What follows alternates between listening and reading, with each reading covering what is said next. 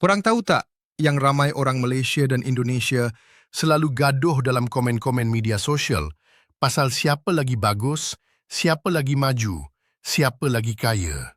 Tapi ada satu jurang besar antara dua negara ni yang hampir semua orang terlepas pandang.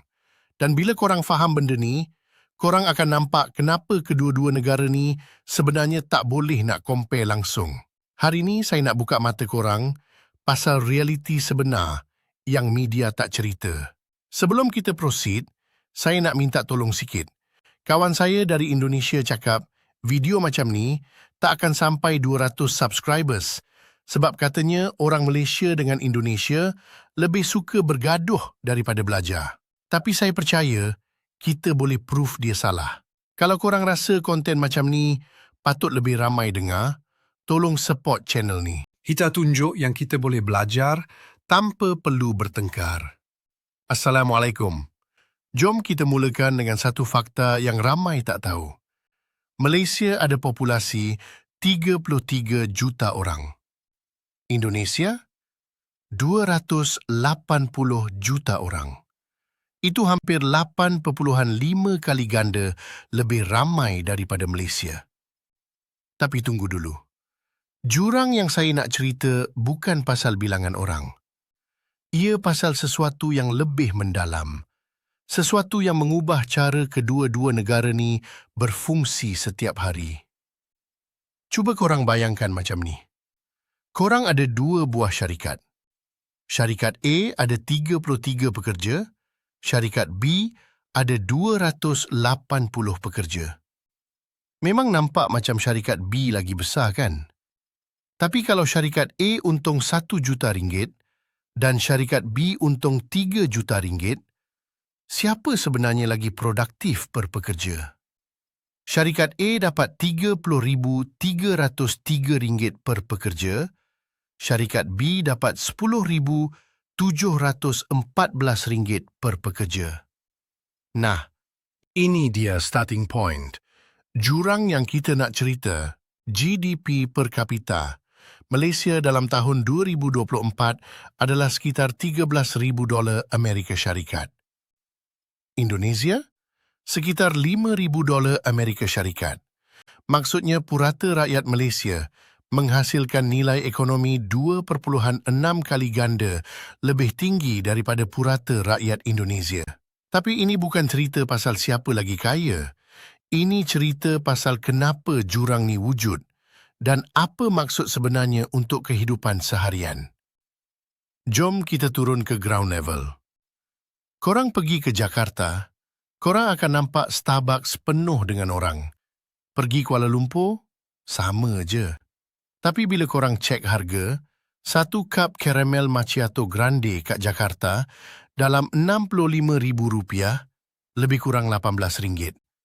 Kat KL, RM18 juga. Nampak sama kan? Ini yang ramai orang confuse. Sekarang mari kita bandingkan gaji minimum. Gaji minimum Jakarta tahun 2024 sekitar RM5 juta sebulan. Convert jadi lebih kurang RM1,400. Gaji minimum Kuala Lumpur RM1,500. Hampir sama. Tapi tunggu, ini baru permukaan je. Korang kena tengok deeper. Seorang pekerja minimum wage kat Jakarta kena kerja 3.6 jam untuk beli satu Starbucks grande. Pekerja minimum wage kat KL kena kerja sekitar 1.8 jam untuk beli benda yang sama. Dah mula nampak jurang tu? Ini baru kopi, belum lagi benda lain. Cuba kita tengok iPhone 15 Pro. Kat Malaysia, harga sekitar RM5,000. Kat Indonesia, sekitar RM20 juta. Convert jadi RM5,600 lebih.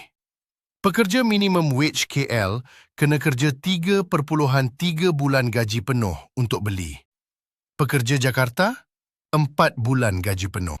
Dan ingat, ini gaji minimum yang kita compare, belum masuk kos hidup lain. Tapi sini ada twist yang menarik.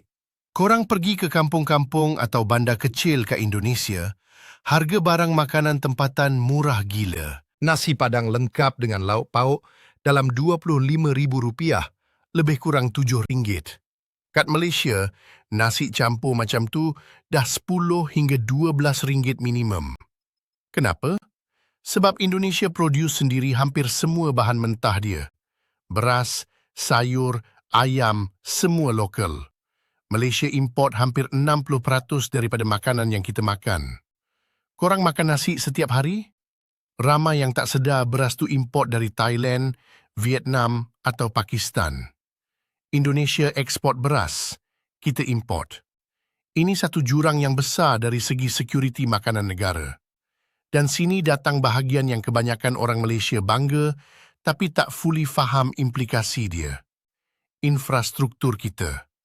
Korang boleh drive dari Johor Bahru ke Perlis dalam masa 8 hingga 9 jam guna highway yang smooth. Tol mahal sikit, tapi jalan memang best. Indonesia? Cuba korang drive dari Jakarta ke Surabaya, jarak yang hampir sama. Korang boleh sampai 12 hingga 14 jam, kadang-kadang lebih. Highway dia ada, tapi tak se-connected macam Malaysia. Tapi jangan dulu rasa superior. Korang tahu kenapa kita boleh buat highway cantik-cantik? Sebab kita cuma perlu cover semenanjung Malaysia yang saiz dia lebih kurang sama dengan Jawa je. Indonesia kena cover 17,000 pulau. 17,000 pulau. Korang cuba bayangkan nak buat infrastruktur untuk tempat macam tu. Itu bukan jurang, itu canyon dah. Sekarang mari kita cerita pasal benda yang ramai orang tak sentuh. Diversity ekonomi. Malaysia dapat majority income dari ekspor elektronik, petroleum, minyak kelapa sawit. 3 benda ni je dah comprise hampir 60% daripada ekspor kita. Indonesia? Dia ekspor batu bara, minyak kelapa sawit, tekstil, furniture, makanan laut, mineral, elektronik, kenderaan dan macam-macam lagi. Diversity dia lagi wide. Maksud dia kalau harga elektronik jatuh teruk esok, Malaysia terkesan heavy. Indonesia masih ada backup dari sektor lain. Ini jurang dari segi economic resilience yang orang selalu overlook. Tapi Malaysia ada satu kelebihan yang Indonesia struggle nak capai. Efisiensi kerajaan. Korang nak renew road tax, MyAct, settled dalam 5 minit. Nak buat pasport? Belum cepat sangat, tapi manageable. Indonesia masih struggle dengan birokrasi yang panjang berjela. Ramai Indonesian businesses complain pasal red tape yang eksesif. Kenapa ni penting? Sebab efisiensi ni attract foreign investment. Company macam Intel, AMD, Infineon, semua ada manufacturing kat Malaysia. Mereka pilih sini bukan sebab gaji murah je, sebab ease of doing business kita lagi tinggi. Indonesia ada labor yang murah. High cost of bureaucracy kadang-kadang cancel out savings tu. Lepas tu ada pula jurang dari segi education access. Literacy rate Malaysia 95%, Indonesia 96%. Nampak hampir sama. Tapi quality of education. Malaysia ada lebih banyak universities dalam world ranking. Kenapa? Sebab funding. Kerajaan Malaysia boleh allocate more per capita untuk education sebab population smaller dan GDP per capita higher. Seorang student Indonesia yang cemerlang tapi lahir dalam keluarga miskin kat kampung terpencil, chance dia untuk dapat quality education sangat slim. Student Malaysia dalam situasi sama masih ada chance dapat bantuan kerajaan atau scholarship yang lebih accessible. Ini jurang peluang yang tragik sebenarnya. Cuba cerita pasal healthcare pula. Malaysia ada sistem hospital kerajaan yang heavily subsidized. Korang sakit teruk, pergi hospital kerajaan, rawatan major surgery boleh kos korang RM100 je. Sebab subsidi. Indonesia pun ada BPJS, sistem insurans kesihatan universal mereka. Tapi coverage dan quality masih inconsistent especially kat kawasan luar bandar. Tapi sini ada reality check untuk Malaysia. Walaupun kita ada semua kelebihan ni, Indonesia sedang catching up dengan speed yang scary. Mereka develop infrastructure dengan agresif. Highway Trans Jawa dah siap. MRT Jakarta dah running. High speed rail mereka dalam construction.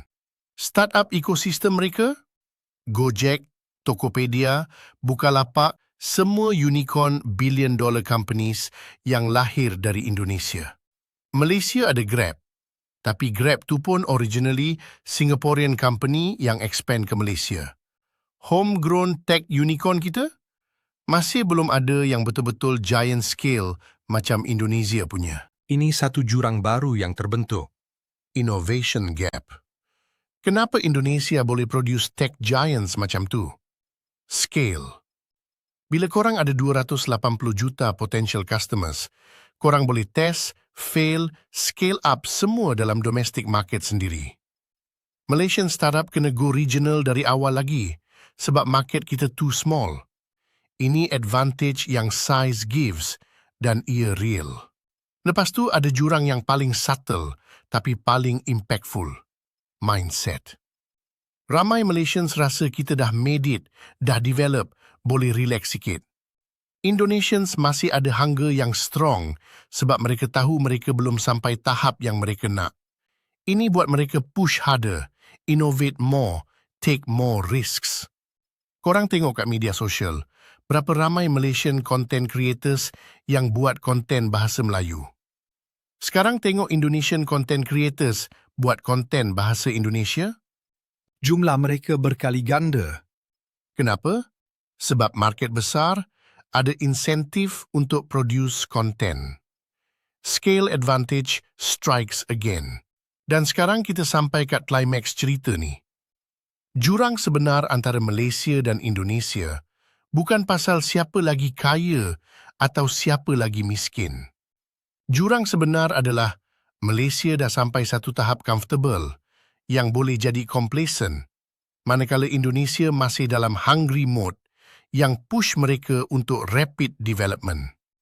Malaysia ada advantage dari segi GDP per capita, infrastructure, ease of doing business.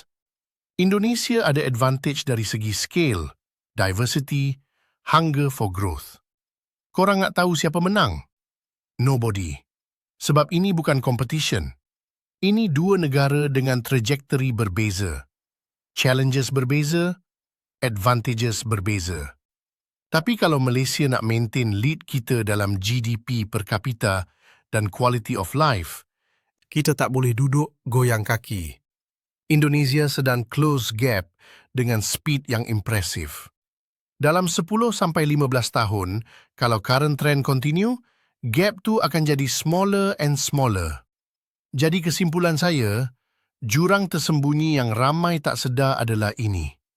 Kita semua sibuk compare siapa lagi bagus, tapi reality adalah Malaysia perlu stay inovatif untuk maintain position dan Indonesia perlu maintain momentum untuk achieve potential mereka yang massive. Both countries ada challenges unik mereka sendiri yang tak boleh di-underestimate. Kalau korang nak Malaysia terus maju, kita kena stop feeling superior dan start feeling hungry balik. Kalau korang appreciate perspektif macam ni, yang tengok kedua-dua sisi tanpa bias, subscribe channel ni. Like video ni untuk algoritma. Komen kat bawah negara korang. Dan satu benda korang paling appreciate pasal negara seberang. Jom kita proof yang kita boleh discuss tanpa gaduh.